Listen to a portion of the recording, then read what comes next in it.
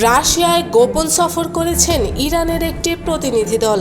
তাদের নেতৃত্বে ছিলেন একজন পরমাণু পদার্থবিদ।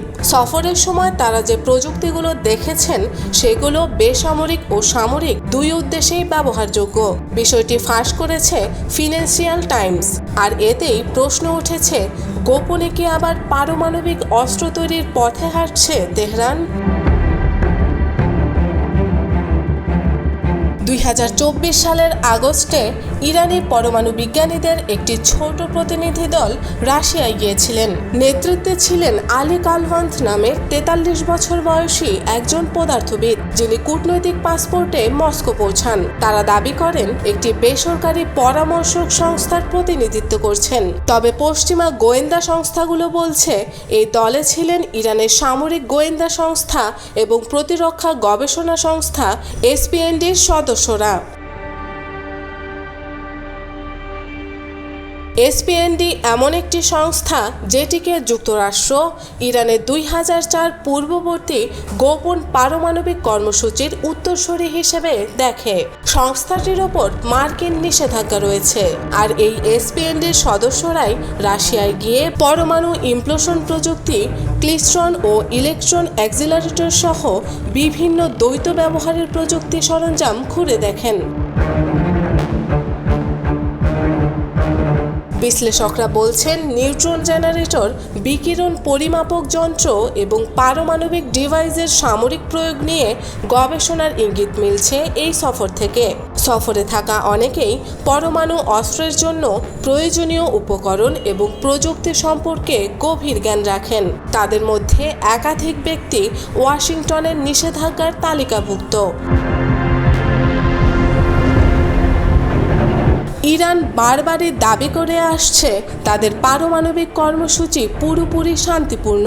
সর্বোচ্চ নেতা আয়াতুল্লাহ খামেনিও গত মাসে বলেন, ধর্মীয় দৃষ্টিকোণ থেকেই ইরান পারমাণবিক অস্ত্রের বিরুদ্ধে। তবে বাস্তবতা বলছে ভিন্ন কথা। ব্রিটিশ গণমাধ্যম ও ইরানি গণমাধ্যম ইরান ইন্টারন্যাশনাল দাবি করেছে এসপিএনডিকে পুনর্গঠনের মাধ্যমে গোপনে সামরিক কর্মসূচি এগিয়ে নিচ্ছে তেহরান। রাশিয়ার সফরে যেসব প্রযুক্তি পরিদর্শন করা হয়েছে সেগুলোর মধ্যে ক্লিস্ট্রন রয়েছে, যা পারমাণবিক ইমপ্লোশনে ব্যবহৃত হয়। এছাড়া ছিল ইলেকট্রন অ্যাক্সিলারেটর, যা উচ্চ ক্ষমতা সম্পন্ন রেডিয়েশন ডিভাইসে ব্যবহৃত হয়। সফরে গিয়েছেন এমন একাধিক সদস্য রেডিয়েশন পরীক্ষায় ও নিউট্রন প্রযুক্তির বিশেষজ্ঞ। এ ধরনের সফরের মাধ্যমে ইরান ও রাশিয়ার সম্পর্কের ধরনও প্রশ্নের মুখে।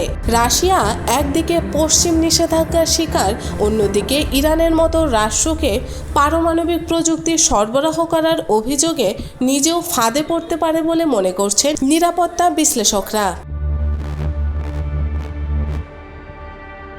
বিশ্লেষকদের ভাষ্য, এই সফর আসলে ইরানের নিষিদ্ধ কর্মসূচিরই অংশ, আর রাশিয়া এর মধ্যস্থতাকারী বা সহায়ক শক্তি হতে পারে। যুক্তরাষ্ট্র এবং পশ্চিমা জোটগুলোর নজরে এই সফর নতুন করে উদ্বেগ বাড়াবে বলেই মনে করছেন তারা।